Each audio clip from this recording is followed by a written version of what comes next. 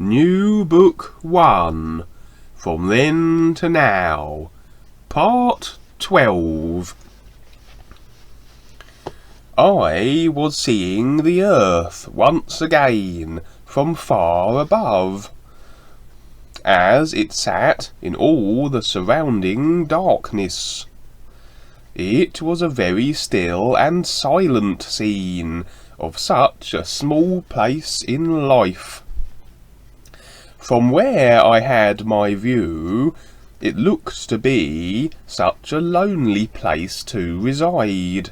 Then, from somewhere out of the darkness, there came a beam of light. It was at first far above the earth. As it slowly ascended toward the top of the planet, the shaft of light soon came to a point on the earth's surface, then seemed to spread itself outward. It was as though it was trying to heal the world in its own way. It was a truly amazing sight to behold, as I pondered what it was, and what it was supposed to mean to me. This reality of light you are seeing is a huge part of your destiny.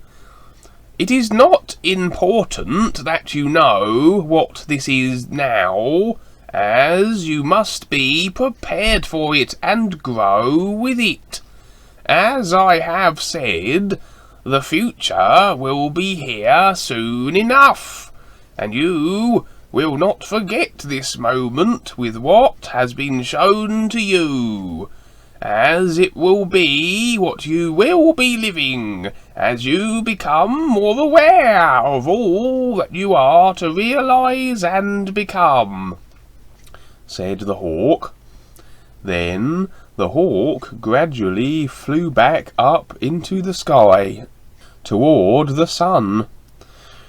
I watched him as he went upward until he seemed to vanish into the light of the sun. I had to sit down for a minute and just rest. Little Feather jumped from the horse and came over to me. "Are you okay, Goldie?" he asked, as he sat himself and looked at me rather intensely. "Oh yes," I replied, "just another day on the earth, little friend." I was okay with everything, and I knew that my life was going to have many complications, but I needed to just sit for a while and let the gentle wind take my mind away. I sat for the longest time on the ground and looked up into the sky, just to sit back and let go every once in a while was the way I handled all the experience that I was having. Here I was in an era of time that will soon be forgotten by so many.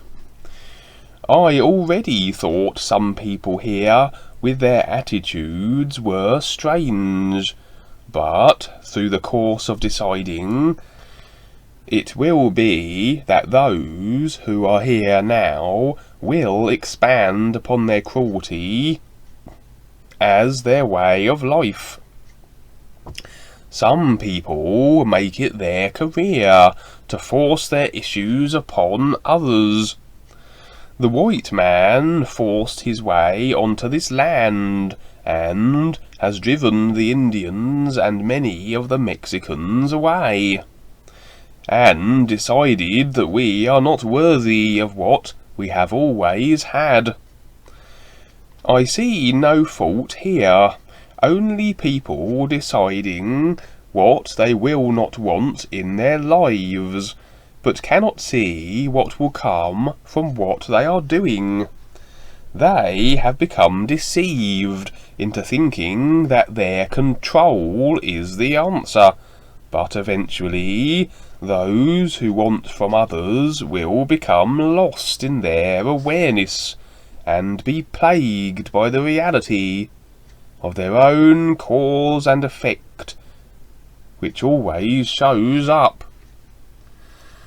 After a while I got back on my horse and kept riding. As I was riding, I knew the sun would be setting in the ocean, and that I would soon see the great body of water again, the Pacific Ocean. It was soon late afternoon, and I was rather tired of riding. I came upon a nice area that had a few small rolling hills. There were no trees around, but there was some giant cactus. I cleared a small area in the sandy loose ground, and laid my blankets down, and prepared myself for the evening. There was a vibrant and colourful sunset during the late afternoon and evening. I liked this part of the day the best, just before the sun set. It was the most peaceful and restful time of all.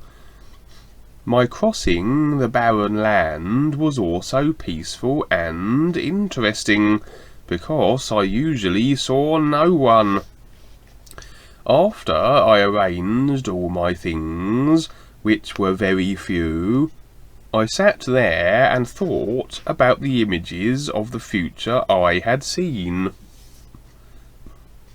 It looked to be a world of turmoil and congestion, a place that I don't think I will like very much, compared to where I am now.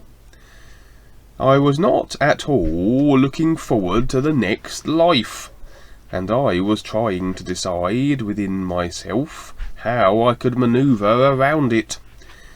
I lay there for the longest time, until I was mentally exhausted, as my attention began to fade. Then the cat came over beside me and said, "I saw what you were seeing also. It really looks to be a strange place to live. I know that I will be coming back and having to live somewhere.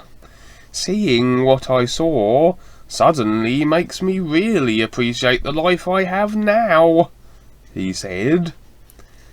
I thought about what he said, and considered him to be very wise, as I went right to sleep, and then found myself by the unseen ocean. I was sitting in the sand, on my back, and looking straight up at the sun. I felt so good being away from the body. I was free again for a little while. I lay there for what seemed to be the longest time, and then Rebazar walked up and sat next to me. I had to ask him about my concern with the future, already knowing he would give me the answer that I didn't want to hear. "Can't I just be done with the earth this time?" I said, hoping for an okay from him. He rubbed his chin, and then said, "The world will be looking for the man with the golden staff." Okay, I thought, every time I put myself right in it. I had never heard that term before, and so I asked, "What is the golden staff?" "A very special position is given to only one, a real assignment from the great reality. You are being prepared like no one else, because there is no one that will do what you will or can. There can be those that would have the position and do fine, but not like you. There will be another who will come before you, and his time will be short, but he will set the pace for you to eventually continue. It will be difficult for you, but you will eventually succeed and make a difference. It takes a lot of unseen preparation to be able to handle what the golden staff of the real light and sound is. I have had the position for a long time. That is how I am able to assist you and others. But you still have a body on Earth, and that is where the real light is needed the most. Your life now is as it is, because you are preparing, and you need the serenity that this place is. The future will be very fast-paced. I will also be there for you, guiding you through that life also. But for now, just live this life and enjoy it. The images you are being shown are a vital preparation for you to expand your real awareness. You are the most fortunate to learn and then present the super knowledge of the real guides, said Rebazar as he got up and strolled down the sandy shoreline, while I wanted to just lie in the sun and forget everything. The next day came fast as usual, and I was up at daybreak. As I sat up and took a look around, I could see men on horses in the far distance. They weren't heading towards me, but in another direction. I could faintly see them on the horizon. They were all in formation, and I soon figured they were with the army. Seeing them suddenly brought back the memories of my time spent with the military. I was so glad that I had decided to leave. It was something that was way in the past now, and I liked it like that. I gathered my things together, along with the cat, and rode off with the sun at my back. As I was riding along, I was wondering if I would see any more mirages like yesterday. I would like to see a nice scene from the ocean, but if not, I thought I'll be there shortly anyhow. It was a nice pleasant day that wasn't hot at all, and so I just enjoyed the ride. I was coming into an area where there were trees, and ones that I had heard about, palm trees. They were kind of funny looking. I knew it would take me a while to get used to them. I was used to the big trees that provide a lot of shade covering. These palm trees looked funny, and they didn't provide much shade at all. It was about noon when I came across several houses that were along the trail. They seemed to be put together with anything that could be found. As I got closer, I could see they were Mexican families who had decided to live out in the openness of this area. I stopped and dismounted to say hello. As long as I was out here, I figured I would meet some new friends. They were farmers, and they were growing a variety of crops, along with a lot of cactus. I introduced myself to a man named Jose and his wife Maria. They had 3 children that were running around outside playing. I told them that I was on my way to the ocean, and if they knew the De La Cruz family. They said they didn't, because they haven't been to the ocean. They told me that there were fishermen who came out to their place once in a while to exchange fish for the things they make and grow. I took a walk with Jose through his field, and I was truly impressed with what he had done. His farm was well taken care of, and everything looked great. He also had several wells on his land that provided all the water he needed. Then we walked back to his house, and he and his wife invited me in to have something to eat. I had forgotten about eating altogether, because I was more interested in getting to the ocean. He said that Maria had made some rice and beans, and if I would like some. Of course, I said.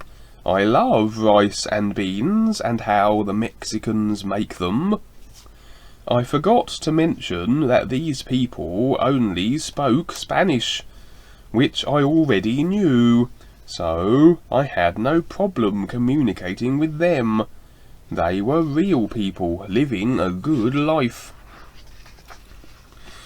We sat down to lunch and began to talk while we were eating. Jose was wondering why I was out here, and what was I going to do when I reached the ocean. I told him that I was writing my book, and that I was going to try and find a teaching job of some kind. He asked about the book, and I told him that it is about my life and the adventures I am living. At first he just stared at me in amazement, until I told him that he was also having dream experiences, but that he hadn't been paying attention to them. He rubbed his chin and began to consider what might be taking place within him. As he was doing so, Maria, who had been sitting with us, began to tell me about a dream she had. She said that her dreams are very real and colourful, and that she sees her family and friends in them all the time. She told me that she has a saintly person that helps her with her personal situations from time to time. She said he is a tall man with dark short hair, and sometimes has a beard. She began to laugh as she was telling me her dream experiences. I seemed to sense who she was referring to. "He doesn't always have the beard," she said. "He told me that he doesn't always like to wear it. I only see him once in a while. Most of the time I am with my family. There have been times when he would come to see me, and we would go to beautiful places that I didn't know about. I have seen the heavens that are described in the good book. They are very beautiful compared to the earth. The saintly man told me that I was able to visit them because I had a pure heart. He said he was preparing me to go into what he described the real universes that were far beyond the religious heavens.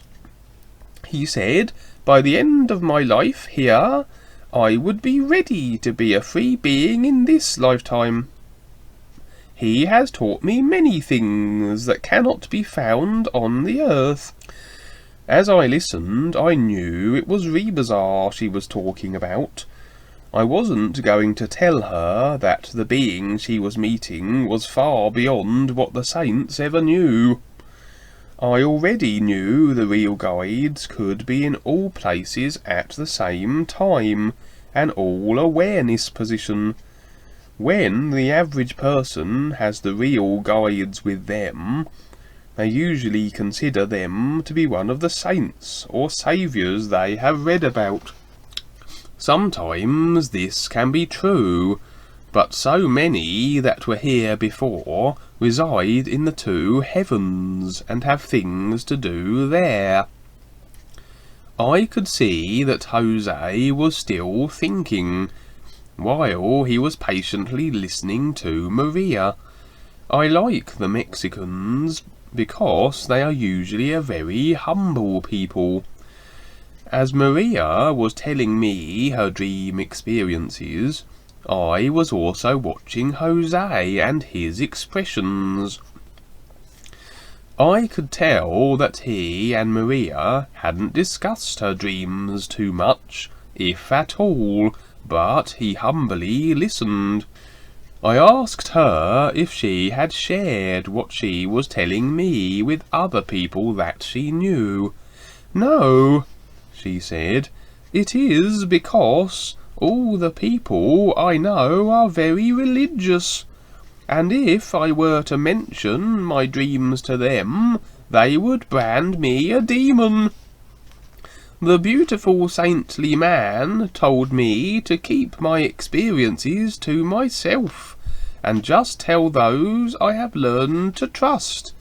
He said most people have been so conditioned into fear from the religious orders, so they are confused, and will attack what they do not understand.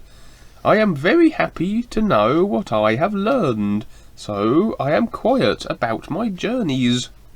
I was now learning something that I had always thought to be true about the religious mind of people, and how they have been introduced to their doctrines.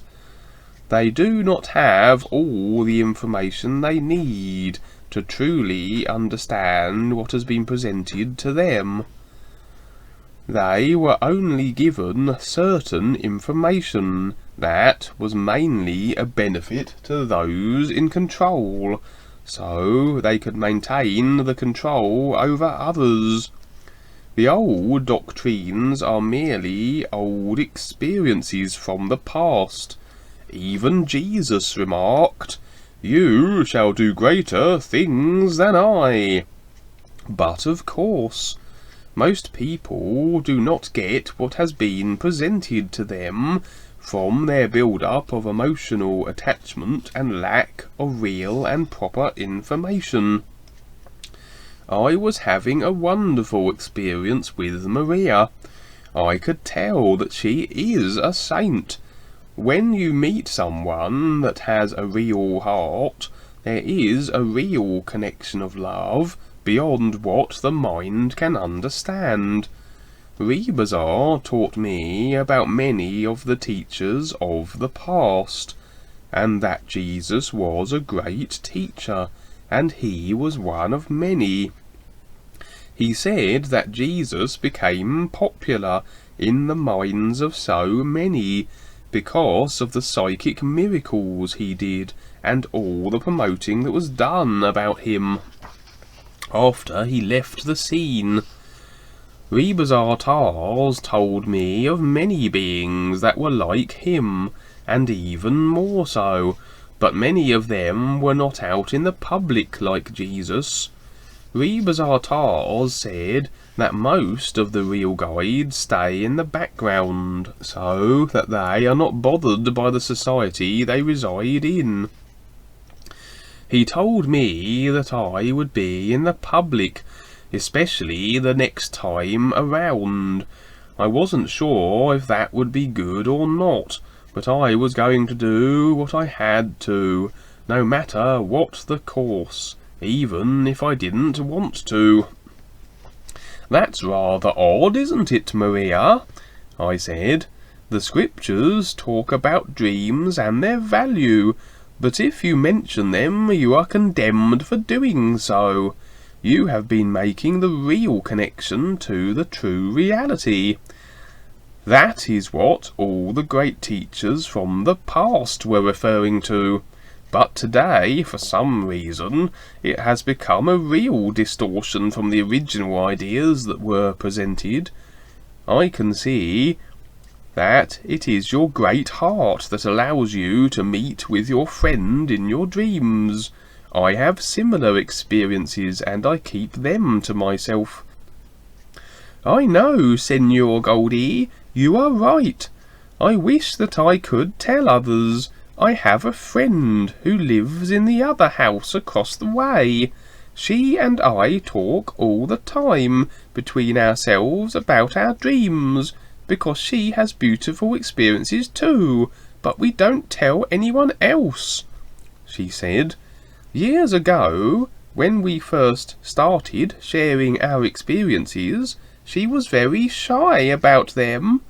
Over time, I told her about the man I was seeing and who is teaching me. Then she began to see him sometimes. I see her in my dreams at times, and we talk there about what we are shown. In a way, it is really fun having our secret." I looked at her and smiled. "You are a saint, Maria, with a wonderful heart, and that is why you have the real guidance. Your guide is my friend also, and there is so much that you can learn from him. I am glad to hear that you have a friend that you can talk to. My parents taught me and introduced me to my dreams when I was very young." Then Jose began to speak. "Maria, I did not know that these things were happening with you. Now that I know, I will listen to you. I want to hear all about the things that you see, because I want to be there too." Then he reached over and hugged her. I knew that it was time for me to go. I got up and said goodbye and thanked them for everything. I left there as they were embraced and walked out to my horse. Just as I was about to mount up, Maria came running out and gave me a hug. "Thank you, Senor Goldie. You are the saint that has been sent to help us all," she said as she kissed me on the cheek and went back inside.